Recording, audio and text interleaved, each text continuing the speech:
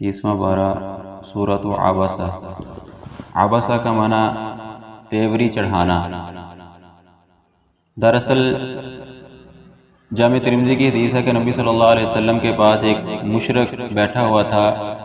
تو آپ کے پاس عبداللہ بن ابن مکتوم صحابی رضی اللہ عنہما آئے، تو آپ نے ان کی طرف توجہ نہ دی، چہرہ دوسری طرف کر لیا، اس مشرک کی طرف ہی توجہ رکھی، تو اس پر اللہ تعالیٰ نے یہ صورت نازل کی۔ مسند احمد کی حدیث ہے کہ وہ مشرک ابی بن خلف تھا جو آپ کے پاس بیٹھا ہوا تھا،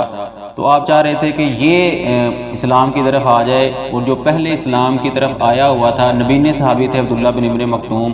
تو وہ آپ سے کچھ پوچھنا چاہتے تھے اسلام کے بارے میں، تو ان کو آپ نے توجہ نہ دی، تو اس پر اللہ تعالیٰ نے یہ صورت نازل کی، عبس وتولی ان جاءہ الاعمی، کہ تیرے پاس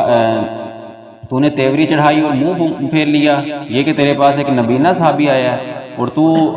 شاید کہ وہ تو اس سے پاکی حاصل کرنا چاہتا ہے، اسلام سیکھنا چاہتا ہے، اور تو اس مشرک کو اسلام کی طرف لانا چاہتا ہے۔ یہ ساری باتیں اللہ تعالیٰ نے نبی صلی اللہ علیہ وسلم کے لیے نازل کی، اور یہ عبداللہ بن ابن مکتوم رضی اللہ عنہ یہ اولین مہاجرین میں سے تھے، جنہوں نے پہلے ہجرت کی مدینہ کی طرف، ان میں سے تھے، اور یہ ام المؤمنین اما خدیجہ رضی اللہ عنہا کے ماموں تھے۔ اور اکثر نبی صلی اللہ علیہ وسلم جب غزوات پہ باہر جایا کرتے تھے خود، تو مدینہ میں اپنا نائب ان کو مقرر کر کے جاتے جو نمازیں پڑھاتے تھے مسجد نبوی میں نبی صلی اللہ علیہ وسلم کی جگہ پر۔ یہ فضیلت تھی ان کی، اور پھر جب یہ صورت نازل ہوئی ان کی شان کے بارے میں، تو اس کے بعد نبی صلی اللہ علیہ وسلم ان کو بہت اہمیت دیتے تھے، بہت عزت اور اکرام ان کا کیا کرتے تھے۔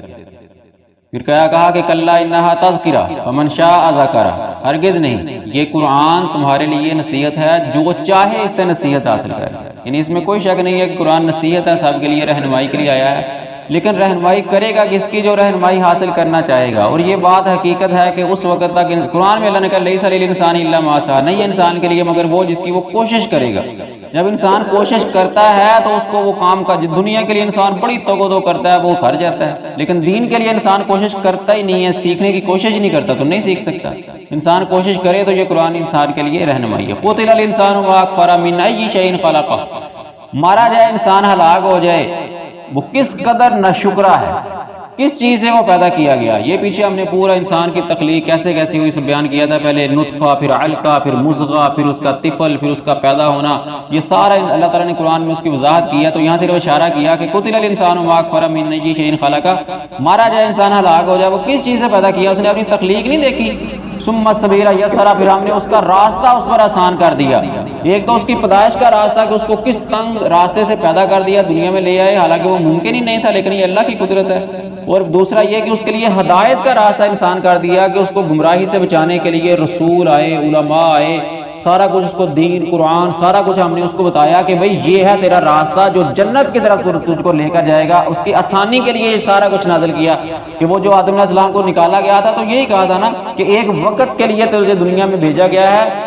تیری منزل پھر واپس جنت ہی ہے۔ تو وہ ایک منزل تک راستہ جو جنت کی طرف جا رہا تھا، اس راستے کے آسانی کے لیے ہم نے رسول، انبیاء، علماء، قرآن، کتابیں، سارا کچھ یہ نازل کیا تاکہ یہ اپنا راستہ بھولے نہ، آسانی کے ساتھ وہاں تک پہنچ جائے۔ اللہ تعالیٰ نے کچھ اپنی نعمتیں گنوائی انسان کو، انسان اپنے کھانے کی طرف دیکھ، یہ جو ہم نے تیرے لیے آسمان سے پانی نازل کر دیا، زمین کو پھاڑ کے اس میں سے دانہ نکال کے اگا کے،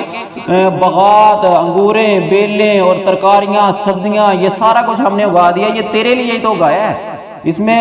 متاع لکم ولانعامکم، تیرے لیے فائدہ اور تیرے جانوروں کے لیے فائدہ ہے، کچھ تم کھا جاتے ہو، کچھ تمہارے جانور کھا جاتے ہیں، یہ سارا تمہارے لیے، اور تم نے اللہ کے لیے کیا کیا؟ اللہ نے ہمارے لیے، دیکھ لو، اگر انسان فضا میں دیکھ کے، معاشرے میں دیکھ کے، تو قدم قدم پہ اللہ نے انسان کے لیے سب کچھ نعمتیں پیدا کی ہیں، اور ہم نے اللہ کے لیے کیا کیا، یہ سوالیہ نشان ہمارے اوپر باقی ہے۔ قیامت کا تذکرہ کیا، فَإِذَا جَاءَتِ الصَّاخَّةُ يَوْمَ يَفِرُّ الْمَرْءُ مِنْ أَخِيهِ وَأُمِّهِ وَأَبِيهِ وَصَاحِبَتِهِ وَبَنِيهِ لِكُلِّ امْرِئٍ مِّنْهُمْ يَوْمَئِذٍ شَأْنٌ يُغْنِيهِ، جب قیامت کی زوردار چیخ آئے گی تو انسان اپنے بھائی کو چھوڑ کے بھاگ جائے گا۔ وہ بھائی جو اس کا دنیا میں دایاں بازو ہوتا تھا، ہر مشکل میں اس کے ساتھ کھڑا ہوتا تھا، وہ اس کو نہیں دیکھے گا، اس کو چھوڑ کے۔ ابھی دیکھو چند دن پہلے یا کبھی بھی زلزلے کا جھٹکا لگے اور کمرے میں چند لوگ بیٹھے ہوں، کوئی کسی کی نہیں سوچتا، بس جیسے جھٹکا لگا اور فوراً خود اٹھ کے، جوتا پہننا اس کو نہیں سوچتا، خود اٹھ کے باہر بھاگنے لگتا ہے۔ دوسرا کو باہر آ کے واضح دے لے کہ باہر آ جاؤ کہ زلزلہ آ گیا، لیکن اندر سے باہر آتے ہوئے کسی کی کوئی پرواہ نہیں، ہلکا سا جھٹکا ہے، بالکل قیامت کا جھٹکا، اذا زلزلت الارض زلزالها، سخت ہلا دی جائے گی زمین، اس دن کیا بنے گا؟ تو کہا کہ بھائی کو چھوڑ کے بھاگ جائے گا، وہ امی ہو ابھی، اپنی ماں اور باپ کو، ماں جو اس کے لیے تڑپ جاتی تھی، شفقت کا باعث تھی، باپ جو اس کے لیے حلال حرام کی پہچان چھوڑ کے کما کے لاتا تھا، سب کچھ کرتا تھا، ان کو چھوڑ کے بھاگ جائے گا، کسی کی پرواہ نہیں کرے گا۔ وصاحبتہ وبنی، اس کی بیوی اور بیٹے جس کے ساتھ وہ پتہ نہیں کتنی محبت کرتا تھا، بیٹے جو اس کے لیے پتہ نہیں سب کچھ تھا دنیا کا، ان کو چھوڑ کے بھاگ جائے گا۔ لکل امرئ منہم یومئذ شأن یغنی، ہر انسان کی اس دن ایک اپنی حالت ہوگی جو دوسرے سے اس کو بے پرواہ کر دے، دوسرے کے بارے میں سوچنے کا موقع ہی نہیں دے گی۔ اما عائشہ رضی اللہ عنہ کہتی ہے کہ نبی صلی اللہ علیہ وسلم نے فرمایا کہ قیامت کے دن انسان بے ختنہ، بے لباس، بے جوتا ہوں گے، یعنی جس طرح دنیا میں آئے تھے، نہ ان کے ختنے ہوں گے، نہ ان کے جسم پہ کوئی لباس ہوگا، نہ ان کے پاؤں میں جوتا ہوگا، میدان معاشر میں ایسے کھڑے ہوں گے۔ تو عائشہ رضی اللہ نے پوچھا اللہ کے نبی کیا لوگ ایک دوسرے کو دیکھیں گے نہیں، کیا شرم نہیں محسوس کریں گے؟ فرمایا عائشہ کو نبی صلی اللہ علیہ وسلم نے فرمایا والامر یومئذ اشد، معاملہ اس سے کہیں زیادہ سخت ہوگا یہ کہ لوگ اس بات کی فکر کریں کہ میرے ساتھ والے کے جسم پہ لباس ہے کہ نہیں ہے۔